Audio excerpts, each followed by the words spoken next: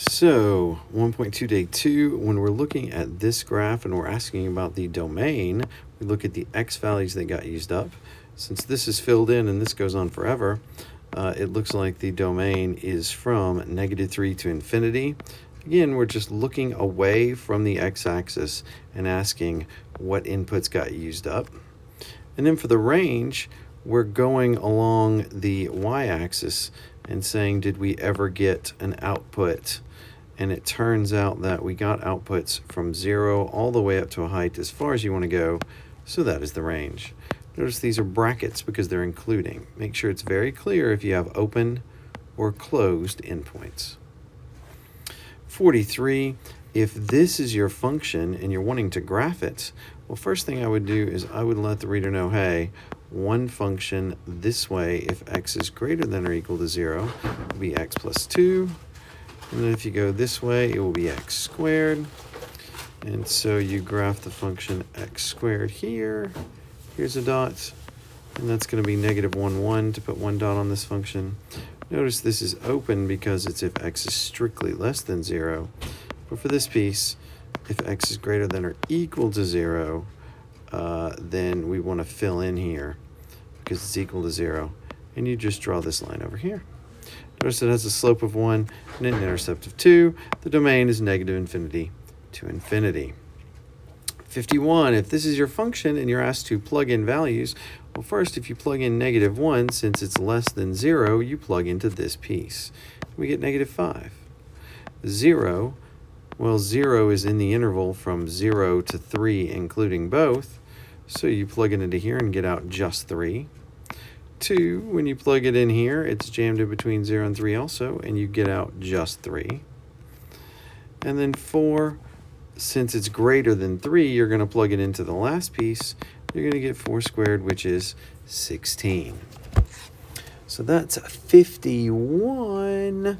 So now for 57, when we're looking at 57, what it asks us to do is, so suppose the range of a function, f, it gets out the outputs from -5 all the way up to 8.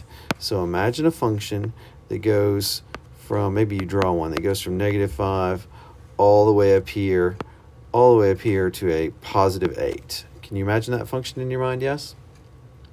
Okay. Well, if that's the range for this function, it says if you take the absolute value of f, what would its range be?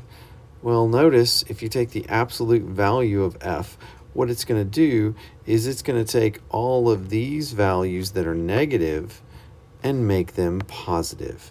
So instead of going all the way down to -5 over here, it's actually going to be up at 5. And so it's going to be a mirror image. It kind of comes down like this. Let's see. And then goes in a little bit more and then comes down to here. So it's going to reflect any negatives, absolute value will, over the x-axis. So now it looks like our range for this one will be 0 all the way up to 8, including both. That function. So that's 57, and then 60 and 61. So 60, so for 60 it says, look, we have a function h of t, where this is the height. This is the height in feet, and this is the time in seconds, probably, yes, yep. Seconds is equal to -16 t squared plus 96t is a projectile going through the air. What is the domain of this function? Well, let's think about it. What does the domain mean in the context of the problem? Well, what domain means is that we have a projectile, right? So if we were to look at this thing and graph it, so -16 t squared plus 96t, at 0, you're going to get 0, right? And then it seems like it's going to go up, and it's going to have to come back down because it's a nice projectile, right? So we know that for a parabola like this, I can find out where it hits the ground here again by finding out where its height is 0. So I take something like this, right? So I love that this is set equal to 0 because I know I can factor. So to factor this thing, I am going to take 96 and divide by 16.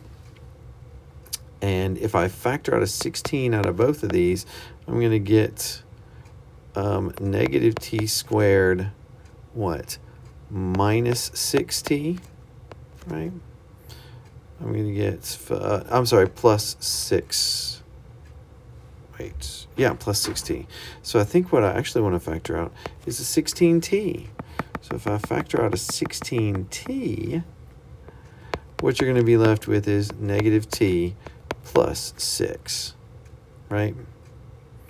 And what that's telling you is that either this is equal to 0 or this is equal to 0. And this is trying to tell you that this is a time equal to 6. And this is telling you that that's time equal to 0 are the two places where it hits the ground. So our domain is going to be from 0 to 6. All right. That was an interesting question. So definitely we had to graph it, but we also had to think back to context. So then I look at 61. It says the cost in dollars. I think anytime we introduce a new variable, we need to let the reader know what it is and what the units are. So this is the cost in dollars, and X is going to be our items. So maybe they're widgets, who knows? Cost of making these widgets. So I've got 10x plus 500. The fixed cost is determined when 0 items are produced. What is the fixed cost for this item? Well, C of 0 is $500. So fixed cost is $500. It says, what is the cost of making 25 items? When you put in 25, you get 10 times 25 plus 500, which is 250 plus 500, which is 750. It costs $750 to make 25 items. C, suppose the maximum allowable cost is $1,500.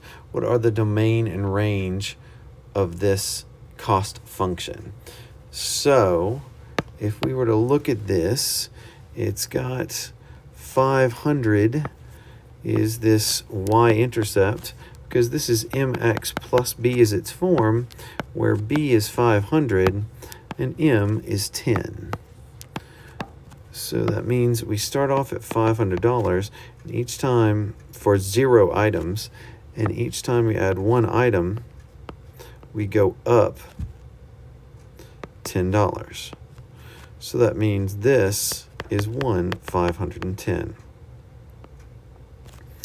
But the farthest over that we can go is maximum cost allowed is we can only go up to a height of 1,500, right?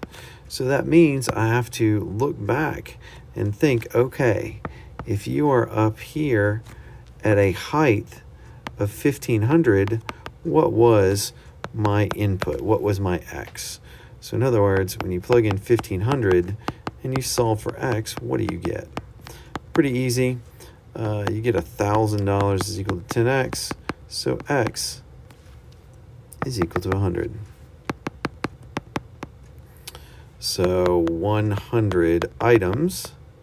So that means our domain is going to be from nothing to 100, and our range is going to be from $500 if we don't sell anything, and 1,500